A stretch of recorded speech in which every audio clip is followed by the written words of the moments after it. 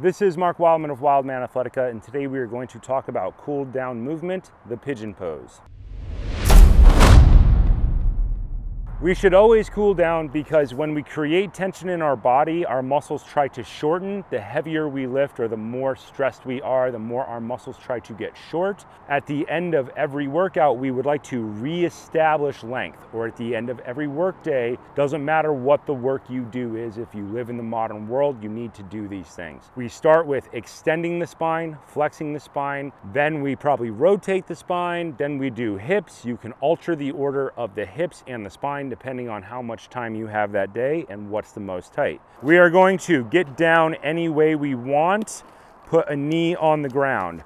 If you need assistance getting down because your hips are really messed up, use anything. I'm using a steel mace to help myself lower down to the ground.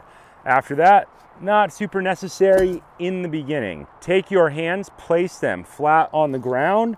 They don't have to stay there. That's just telling you where this foot is going to move to. Our lead leg, the one that we're going to stretch, is going to move towards the opposite hand. If you have to pick that hand up to get it over there, get it over there.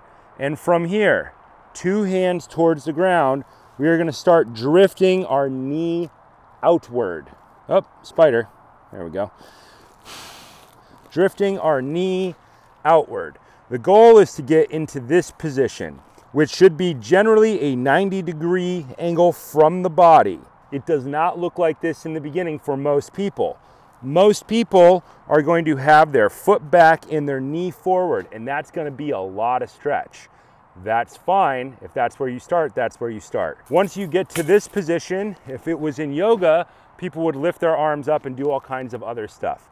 I find that not to be the best for common people or workmen. Most people need to start bringing their chest towards the ground. Hands out in front. If you need to stack objects up to lift yourself up or to get down, that's fine.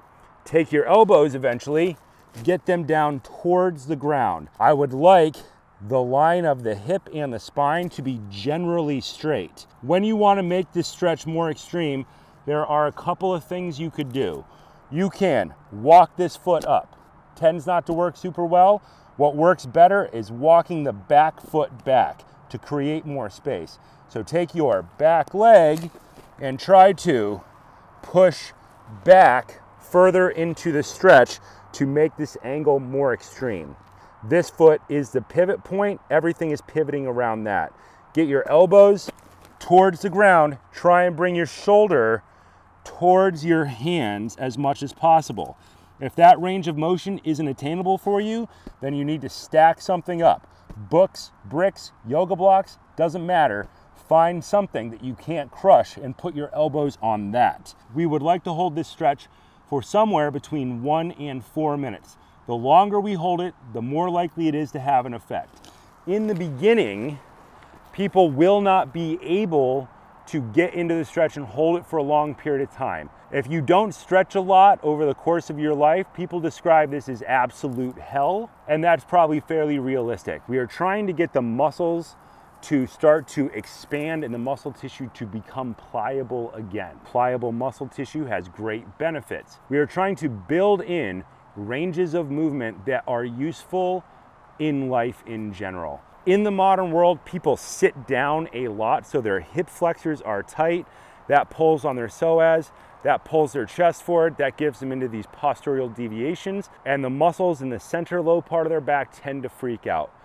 In order to fix things like back pain, we want to increase glute function, kettlebell swings, club inside circles, outside circles, and shield casts. When we create tension in our body, we need to then re-lengthen the tissue. So, training involves warm-ups, workouts, and cool downs. Cool downs focus on returning muscles to their resting length or beyond their resting length back to a normal human range of movement. Pigeon pose is used very commonly in fighting arts. You will see this move very much incorporated in things like BJJ. Getting into this position makes it harder for people to put you into various types of locks.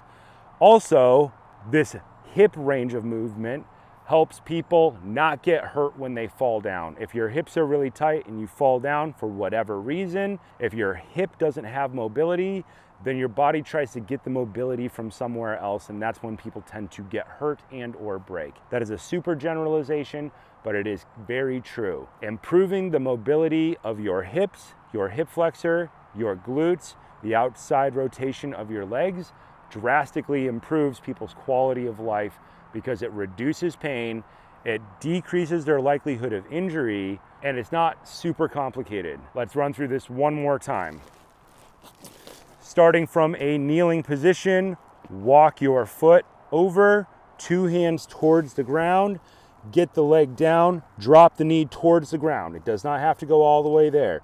In order to make the range of movement bigger, slide your back leg back. The goal is to get your elbows on the ground. If you're feeling frisky, extend your arms out overhead and get even further and further down. When you get down, then start moving your back leg back again. Do an equal amount of time on both sides of your body. Most people will find that one hip works better than the other. The side that sucks is the side you should do first. Save the easy side for second, because your brain will remember the entire experience as less generally horrible if you finish on the easier side.